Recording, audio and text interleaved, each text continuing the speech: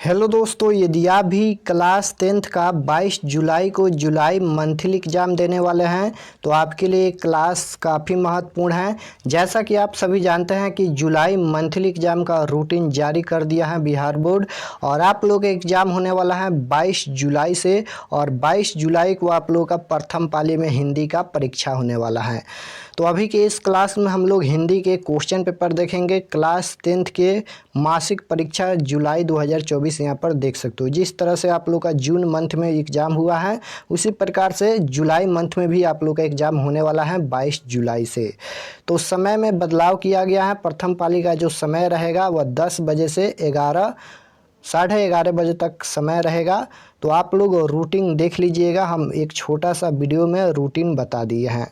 तो चलिए हम लोग क्लास को स्टार्ट करते हैं। यहाँ पर देख सकते हो क्लास 10th मंथली एग्जामिनेशन जून 2024। ये हिंदी के क्वेश्चन पेपर हैं। विषय कोड यहीं रहेगा 101 और आप लोग का एग्ज़ाम 50 नंबर का होगा। समय वहीं रहेगा 1 घंटा 30 मिनट का। सबसे पहले खंड अ मिलेगा। खंड अ में आप जानते हैं कि वस्तुनिष्ठ प्रश्न पूछा जाता है। 1 से लेकर 30 तक ही क्वेश्चन पूछा जाएगा, जिनमें से किन्हीं 25 प्रश्नों के आंसर देना है। तो यहाँ पर देख सकते हो फर्स्ट क्वेश्चन क्या पूछा गया है, मदन किसका पुत्र था। बताना है मदन किसका पुत्र था। 4 ऑप्शन दिया गया है। तो फर्स्ट क्वेश्चन का राइट आंसर क्या हो जाएगा, गिरधर लाल का पुत्र था। क्वेश्चन नंबर 2 पूछा गया है, डॉक्टर भीमराव अम्बेडकर बेरोजगारी का प्रमुख और प्रत्यक्ष कारण किसे मानते थे। बताना है कि डॉक्टर भीमराव अम्बेडकर बेरोजगारी का प्रमुख और प्रत्यक्ष कारण किसे मानते थे। तो राइट आंसर क्वेश्चन नंबर 2 का ऑप्शन नंबर सी हो जाएगा, जाति प्रथा को यहाँ पर बेरोजगारी का प्रमुख और प्रत्यक्ष कारण मानते थे। आपको याद रखना है, ये सभी क्वेश्चन फाइनल बोर्ड परीक्षा में भी पूछा जाएगा। क्वेश्चन नंबर 3 पूछा गया है, यहाँ पर जाति प्रथा और श्रम विभाजन साहित्य की कौन सी विधा है। बताना है कि जाति प्रथा और श्रम विभाजन साहित्य की कौन सी विधा है। तो ये निबंध है जो कि भीमराव अम्बेडकर के द्वारा यहाँ पर लिखा गया है। आप लोग जरूर याद कर लीजिएगा। ये सभी क्वेश्चन केवल मंथली एग्जाम के लिए नहीं है, फाइनल बोर्ड परीक्षा के लिए भी ये क्वेश्चन काफ़ी महत्वपूर्ण है। तो आप लोग इसे जरूर याद कर लीजिएगा। क्वेश्चन नंबर 4 है, कामसूत्र किसकी रचना है। तो क्वेश्चन नंबर 4 का राइट आंसर क्या हो जाएगा, कामसूत्र किसकी रचना है।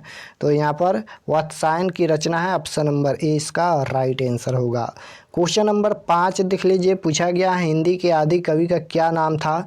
तो राइट आंसर क्या हो जाएगा, हिंदी के आदि कवि का क्या नाम था, यही क्वेश्चन पूछा गया है। तो 5 नंबर क्वेश्चन का राइट आंसर क्या हो जाएगा, सरापाद, option number C. Question number 6 है, बहादुर का पूरा नाम क्या था। अब यहाँ पर बताना है कि बहादुर का पूरा नाम क्या था। तो राइट आंसर क्वेश्चन नंबर 6 का ऑप्शन नंबर क्या हो जाएगा, डी हो जाएगा, दिल बहादुर है। बहादुर का पूरा नाम क्या है, दिल बहादुर। क्वेश्चन नंबर 7 की ओर चलते हैं और 7 नंबर क्वेश्चन यहाँ पर पूछा गया है, दूसरों की नकल कर लिखा गया साहित्य कैसा साहित्य होता है। तो क्वेश्चन नंबर 7 का right answer option number B हो जाएगा यहाँ पर, अधम। क्वेश्चन नंबर 8 है, बिरजू महाराज को किसमें महारत हासिल थी। बताना है कि बिरजू महाराज को किसमें महारत हासिल थी। तो क्वेश्चन नंबर 8 का right answer option number A हो जाएगा, कथक में। क्वेश्चन नंबर 9 पूछा गया है, लेखक ने अभिनयों में रहकर कितने गद्य की रचना की। बताना है कि लेखक ने अभिनयों में रहकर कितने गद्य की रचना की। तो क्वेश्चन नंबर 9 का राइट आंसर सी हो जाएगा, 27। क्वेश्चन नंबर 10 की ओर चलते हैं और 10 नंबर यहाँ पर क्वेश्चन पूछा गया है, महावीर शब्द में कौन सा समास है। व्याकरण का प्रश्न पूछा गया है, महावीर शब्द में कौन सा समास है। तो आपको याद रखना है, कर्मधारय समास है। क्वेश्चन नंबर 11 पूछा गया है, पारिवारिक शब्द में कौन सा प्रत्यय है। बताना है कि पारिवारिक शब्द में कौन सा प्रत्यय है। तो प्रत्यय किसी भी शब्द के लास्ट में जुड़ता है और उपसर्ग किसी भी शब्द के पहले जुड़ता है। तो पारिवारिक शब्द में उपसर्ग बताना है, यहाँ पर उपसर्ग नहीं प्रत्यय बताना है। तो प्रत्यय लास्ट में जुड़ता है, तो पारिवारिक में कौन सा प्रत्यय होगा। तो आपको याद रखना है, यहाँ पर प्रत्यय हो जाएगा इक प्रत्यय। ऑप्शन नंबर सी इसका राइट आंसर होगा। क्वेश्चन नंबर 12 देखिए, यहाँ पर भी प्रत्यय ही पूछा गया है, ईर्ष्यालु शब्द में कौन सा प्रत्यय है। तो इसमें भी लास्ट में क्या जुड़ा है, ईर्ष्यालु। तो राइट आंसर आलू हो जाएगा। यहाँ पर ईर्ष्यालु में कौन सा प्रत्यय है। तो राइट आंसर डी हो जाएगा, आलू प्रत्यय है। क्वेश्चन नंबर 13 है, अभिभावक शब्द में कौन सा उपसर्ग है? अभिभावक शब्द में उपसर्ग बताना है, यहाँ पर प्रत्यय नहीं उपसर्ग बताना है। तो उपसर्ग किसी भी शब्द के पहले जुड़ता है, तो अभिभावक में यहाँ पर क्या जुड़ा है? पहले अभी जुड़ा है, तो अभी उपसर्ग होगा। अभी यहाँ पर ऑप्शन नंबर बी में दिया गया है, अभी उपसर्ग हो जाएगा। क्वेश्चन नंबर 14 पूछा गया है, निम्नलिखित में कौन सा शब्द विसर्ग संधि का उदाहरण है? बताना है निम्नलिखित में कौन सा शब्द विसर्ग संधि का उदाहरण है। तो राइट आंसर क्वेश्चन नंबर 14 का ऑप्शन नंबर डी हो जाएगा, निरोग यहाँ पर हो जाएगा राइट आंसर। क्वेश्चन नंबर 15 है, उल्लास शब्द का सही संधि विच्छेद क्या होगा? तो 15 नंबर क्वेश्चन का right answer option number A हो जाएगा, उत प्लस लास। क्वेश्चन नंबर 16 पूछा गया है कि द का उच्चारण स्थान क्या होगा? द का उच्चारण स्थान क्या होगा?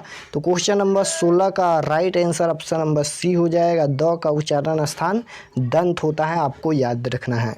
क्वेश्चन नंबर 17 देखिए, 17 नंबर क्वेश्चन पूछा गया है, जपूजी किसकी रचना है? बताना है कि जपूजी किसकी रचना है। तो आपको याद रखना है कि जपूजी किसकी रचना है? गुरु नानक की रचना है।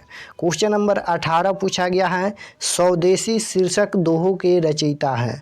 स्वदेशी शीर्षक दोहों के रचयिता कौन है? तो क्वेश्चन नंबर 18 का right answer option number B हो जाएगा, प्रेमघन है। क्वेश्चन नंबर 19 देखिए, 19 नंबर यहाँ पर क्वेश्चन पूछा गया है, माँ बेटे सधते नहीं उससे, यह पंक्ति किस शीर्षक कविता की है? तो आपको याद रखना है यहाँ पर स्वदेशी कविता की है। अब क्वेश्चन नंबर 20 की ओर चलते हैं, और 20 नंबर यहाँ पर क्वेश्चन पूछा गया है, भारत माता कविता कवि के किस काव्य ग्रंथ से संकलित हैं? तो 20 नंबर क्वेश्चन का right answer option number A हो जाएगा, ग्राम्या। क्वेश्चन नंबर 21 है, रामधारी सिंह दिनकर के अनुसार जनतंत्र के देवता कौन हैं?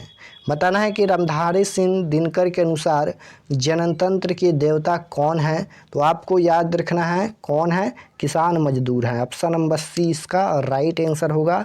क्वेश्चन नंबर 22 देखिए, पूछा गया है, जापान के हिरोशिमा नामक नगर पर अणु बम किसने गिराया था? बताना है यहाँ पर कि जापान के हिरोशिमा नामक नगर पर अणु बम किसने गिराया था? रूस या चीन या पोलैंड या अमेरिका, किसने गिराया था? तो आपको याद रखना है यहाँ पर अमेरिका गिराया था, right answer option number D हो जाएगा। क्वेश्चन नंबर 23 देखिए, 23 नंबर क्वेश्चन पूछा गया है, कुंवर नारायण को निम्न में से कौन सा पुरस्कार प्राप्त है? कुंवर नारायण को निम्न में से कौन सा पुरस्कार मिला है? तो राइट आंसर क्वेश्चन नंबर 23 का ऑप्शन नंबर बी हो जाएगा, लोहिया सम्मान। क्वेश्चन नंबर देखिए 24 पूछा गया है, B.R. नारायण ने किस कहानी का अनुवाद किया है? बताना है कि B.R. नारायण ने किस कहानी का अनुवाद किया है? तो क्वेश्चन नंबर 24 का right answer option number D हो जाएगा, यहाँ पर दही वाली मगम्मा। क्वेश्चन नंबर देखिए 25 पूछा गया है, ढाते विश्वास कहानी में किस राज्य को बाढ़ और सूखा से प्रभावित दिखाया गया है? बताना है यहाँ पर जो ढाते विश्वास कहानी है उसमें किस राज्य को बाढ़ और सूखा से प्रभावित दिखलाया गया है? तो राइट आंसर क्वेश्चन नंबर 25 का ऑप्शन नंबर ए हो जाएगा, यहाँ पर उड़िया। क्वेश्चन नंबर देख लीजिए 26 पूछा गया है, ढाते विश्वास कहानी में कौन स्वयंसेवी दल के साथ बांध की मरम्मत में लगा था? तो क्वेश्चन नंबर 26 का right answer option number B हो जाएगा, गुणनिधि।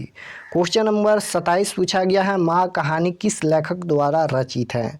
बताना है जो माँ कहानी है उस किस लेखक द्वारा रचित है माँ कहानी? तो राइट आंसर क्वेश्चन नंबर 27 का ऑप्शन नंबर सी हो जाएगा, ईश्वर पेटलीकर। और ये सभी कहानी है, ढाते विश्वास, माँ, दही वाली मगामा, ये सभी कहानी है।